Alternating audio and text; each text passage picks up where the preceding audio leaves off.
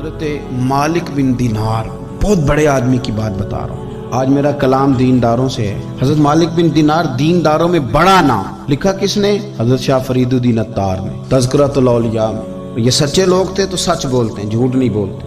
حضرت مالک بن دینار رحمۃ اللہ تعالیٰ علیہ فرمانے لگے کہ دمشق میں ایک بہت بڑی مسجد تھی جسے حضرت امیر معاویہ رضی اللہ تعالیٰ عنہ نے بنوایا تھا، بڑی سونی تھی، بہت بڑی تھی، شاندار تھی۔ فرماتے میری اس پہ آنکھ آ گئی، دل آ گئی، میرا دل کیا کہ میرا قبضہ ہو جائے نا کبھی مسجد پہ۔ سچے آدمی سچی بات کرتے ہیں، کہتے ہیں کہ میرا دل کیا کہ مجھے متولی بنا دیا جائے مسجد کا۔ یہ سچے لوگ، اور سچ دیکھو کتنا، یہ سچ ہم نہیں بول سکتے۔ ان لوگوں نے اپنے اوپر کنٹرول کرنا تھا تو انہوں نے زندگی سچ بول کے گزاری۔ حضرت مالک بن دینار کہتے ہیں میں نے پورا سال اس مسجد میں نمازیں پڑھی، کئی کے دن اعتکاف کیا، قرآن پڑھے، لیکن لوگوں میرا مقصد اللہ راضی کرنا نہیں، مسجد پہ قبضہ کرنا تھا۔ مطلب سال بیت گیا، عشاء کے بعد لوگ چلے گئے اور میں قرآن شریف پڑھ رہا تھا تو مجھے آواز آئی عاطف غیب سے، کب تک تو لوگوں کو دکھانے کے لیے نمازیں پڑھے گا، بس کر، سال پورا ہو گیا۔ فرماتے میری چیخ ہی نکل گئی اور میں کھول کے رویا اور میں تڑپا کہ یار یہ کیا معاملہ ہوا، صرف ایک سربراہی لینے کے لیے میں نے پورا سال نمازیں اپنی ضائع کر دی۔ آپ فرماتے ہیں کہ پھر میں نے توبہ کی اور ارادہ کیا کہ آج کے بعد فرض مسجد میں پڑھوں گا، پھر لوٹ جاؤں گا، میں باقی نماز اپنے گھر میں پڑھوں گا، مجھے صدارت وزارت نہیں چاہیے، مالک کی رضا چاہیے۔ آپ فرماتے ہیں کہ میں فجر کے فرض پڑھ کے فوراً اٹھا تو سارے نمازی میرے گرد اکٹھے ہو گئے۔ انہوں نے کہا حضرت جی آپ نیک آدمی ہیں، سال ہو گیا دیکھ رہے ہیں مسجد میں ٹائم زیادہ دیتے ہیں، لہذا چابیاں بھی آپ ہی رکھ لیں، یہ آپ ہی رکھ لیں، ہمارا دل ہے کہ مسجد آپ ہی سنبھالیں۔ تو آپ فرماتے ہیں کہ پھر میرے آنسو بہہ گئے، میں زور سے رویا تو مجھے کہنے لگے ہم مسجد دے رہے ہیں آپ رو رہے ہیں۔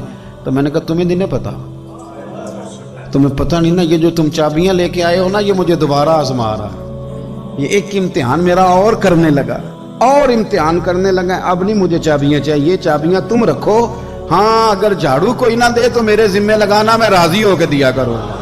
اٹھ فریدا ستے آتے جھاڑو دے مسیت، اور تو ستا ہے تے رب جاگدا تیری ڈاڈے نال پریت۔ ضرورت پڑی تو مجھے کہنا میں جھاڑو دے دوں گا، صفائی کر دوں گا، پر مجھے سربراہی نہ مجھے سربراہی نہیں چاہیے، میں دین مصطفیٰ کے کسی شعبے کی سربراہی نہیں چاہتا، میں تو مدینے والے کی غلامی چاہتا ہوں، مجھے سربراہی نہیں چاہیے، مجھے تو گدائی چاہیے، گدائی۔ وہ گدا گھروں میں رکھ لے تو بڑی بات۔ بھائی دینی اور مذہبی اور نیک کہلانے والے اور اللہ کی طرف سفر کرنے والے اور سالکین طریقت، ان کو زیادہ ضروری ہے کہ یہ اپنے اوپر نگرانی کریں۔ نگرانی نبی کریم صلی اللہ علیہ وسلم فرماتے ہیں کہ ایک صحابی حضور کی بارگاہ میں آیا، عرض کی یا رسول اللہ صلی اللہ علیہ وسلم پریشان رہتا ہوں اپنی آخرت کے لیے، اور یہ بھی بڑا اللہ کا فضل ہے کہ کوئی آخرت کے لیے پریشان ہے۔ حضور میں اپنی آخرت کے لیے بڑی پریشانی میں رہتا ہوں، کوئی ایسی بات بتا دیں کہ رب مجھے نجات عطا کر دے۔ تو نبی پاک صلی اللہ تعالی علیہ وسلم نے ایک ہی بات ارشاد فرمائی، فرمایا تم اپنے رب کے ساتھ بددیانتی نہ کرنا، اللہ تجھے نجات عطا کر دے گا۔ عرض کی یا رسول اللہ صلی اللہ علیہ وسلم اللہ کے ساتھ بددیانتی اور خیانت کیا ہے؟ لوگوں کے ساتھ تو معاملہ سمجھ میں آتا ہے کہ کسی نے کوئی رقم رکھوائی، کوئی ڈیوٹی دی، کوئی ذمہ لگایا، پورا نہ کیا تو بددیانتی ہو۔ اللہ کے ساتھ بددیانتی کا معنی کیا ہے؟ تو نبی پاک صلی اللہ علیہ وسلم فرمانے لگے وہ کام جو تمہیں خالص اپنے رب کی رضا کے لیے کرنے چاہیے تھے، ان کاموں میں اگر تم نے نیت کر لی نا کہ لوگ بھی دیکھ لے، غیر کا بھی تم نے ارادہ کر لیا، حکم دیا تھا اللہ رسول نے، کرنے تھے اللہ رسول کے لیے، اور جب تم نے ارادہ کر لیا نا کہ ذرا لوگوں کو بھی پتہ چل جائے میں نمازی ہوں، تہجد گزار ہوں، قاری قرآن ہوں، عامل بالسنہ ہوں، شریعت اسلامیہ کا پابند ہوں، جب تم نے یہ والا ذہن بنا لیا نا تو پھر تم نے اپنے رب کے ساتھ بددیانتی کی، پھر تم نے خیانت کی، پھر تم نے ٹھیک نہیں کیا۔ جب تم نے یہ ذہن بنا لیا کہ لوگوں کو پتہ چل جائے۔ حضرت شاہ منصور رحمۃ اللہ علیہ فرماتے ہیں کہ میرا ایک شخص سے بڑا قریبی تعلق تھا اور میں اسے بڑا نیک سمجھتا تھا، اور اچھے الفاظ میں اس کا لوگوں کے ہاں ذکر تھا، لوگ اسے نیک ہی سمجھتے تھے، لیکن مجھے کسی نے بتایا کہ وہ بہت ہی زیادہ بیمار ہے۔ میں تیمارداری کرنے گیا، میں نے اسے جا کے دیکھا تو بڑی اذیت میں تھا۔ میں نے کہا کیا ہوا؟ کہنے لگا حضور اپنے گناہوں کی پاداش میں۔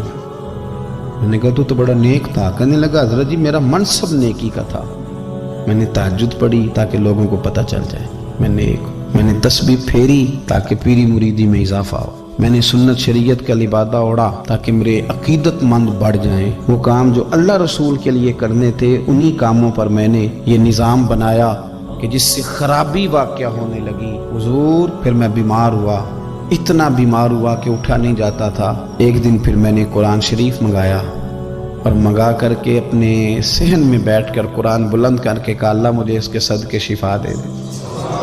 آج کے بعد ایسا کام نہیں کروں گا۔ رب نے تو شفا دے دی پر میں نہیں باز آیا۔ میں گویا بیچتا رہا تہجد کو، میں سیل کرتا رہا اپنے وظیفوں کو، میں نے وہ جملے، وہ الفاظ، وہ تلاوتیں، وہ نعتیں، وہ میں کرتا رہا، سیل کرتا رہا۔ پھر بیمار ہو گیا، پھر دعا مانگی، قرآن شریف شروع کیا، پڑھا، سورہ یاسین تک پہنچا، پھر بلند کیا، اللہ اس کے صدقے شفا دے دے، وہ بڑا ہی مہربان ہے، اس نے پھر معاف کر دیا۔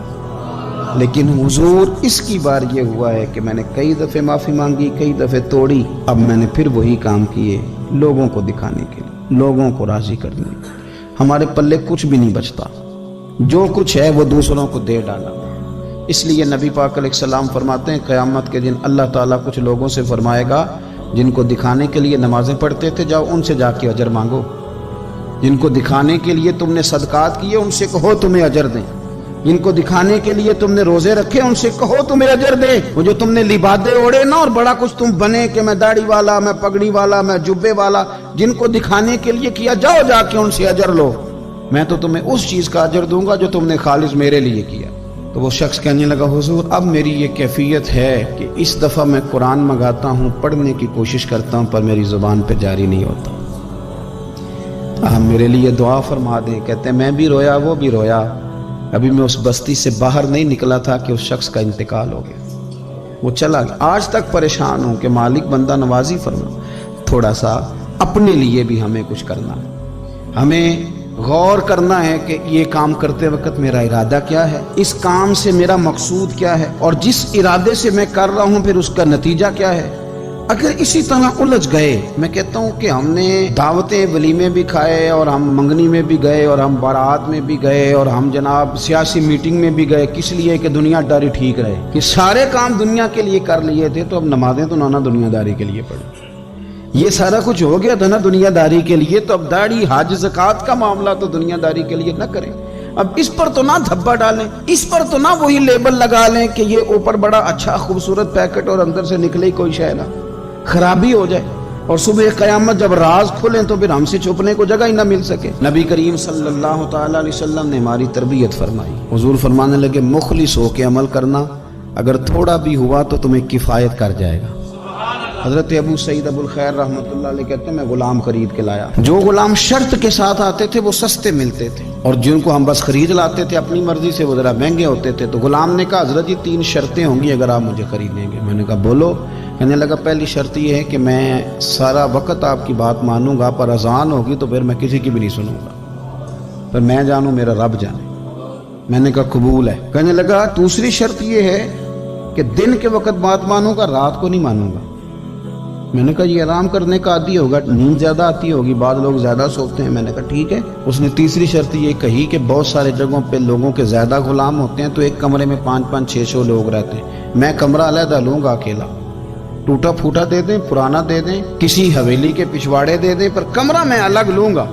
کہتے میں نے کہا یار یہ بھی قبول ہے۔ میں اسے گھر لے آیا، میرے دل میں تھوڑا تھوڑا کھٹکا تھا کہ یہ کہتا ہے میں وقت پر نماز کے لیے جاؤں گا، کہیں کام چوری نہ کرے، لیکن فرماتے ہیں یہ تو کام دوسروں سے زیادہ کرتا تھا اور توجہ سے کرتا تھا اور ذوق سے کرتا تھا، 2 دنوں کا کام 1 دن میں کر جاتا۔ فرماتے ہیں ایک رات کسی مجبوری کے لیے مجھے کوئی پیغام آ گیا، کہیں جانا تھا، میں اور میری اہلیہ اٹھے، حویلی کے پیچھے ایک پرانے کمرے میں وہ رہتا تھا۔ جب ہم اس کے قریب سے گزرے تو اس کے کمرے کی عجیب حالت دیکھی کہ زمین سے آسمان تک نور ہی نور۔ ہم نے جب کان لگا کے سنا تو وہ رو رہا تھا اور کہہ رہا تھا مالک میرے ذمہ نہ میرے آقا کے بھی حقوق، اس لیے میں سارا دن تیری عبادت نہیں کر سکتا، صرف رات کو کرتا ہوں۔ مالک اگر میرے ذمہ تو نے یہ ڈیوٹی نہ رکھی ہوتی تو میں سارا دن بھی تیری بارگاہ میں حاضر رہتا، میں قرآن کی تلاوت کرتا، میں تیرے محبوب پہ درود و سلام پڑھتا، میں یہاں آ جاتا تیری ہی بارگاہ میں، پر میرے حقوق ہیں۔ اللہ وہ جو دن کی میری غفلتیں ہیں وہ معاف کر دے، حضرت فرماتے ہیں بڑا ذوق بڑا شوق، ہم نے جہاں جانا تھا گئے نہیں، واپس آ گئے۔ رات ہم نے اس کو مداخلت کرنا اور تکلیف دینا مناسب نہ جانا۔ صبح کی نماز کے بعد میں نے طلب کیا اور میں نے اسے بلا کر کے کہا کہ میاں تو آج کے بعد آزاد ہے، ہماری کوئی ذمہ داری تیرے اوپر نہیں، تو سارا دن قرآن شریف پڑھ، درود پاک پڑھ، اپنی مرضی سے چل۔ کہنے لگا کیوں؟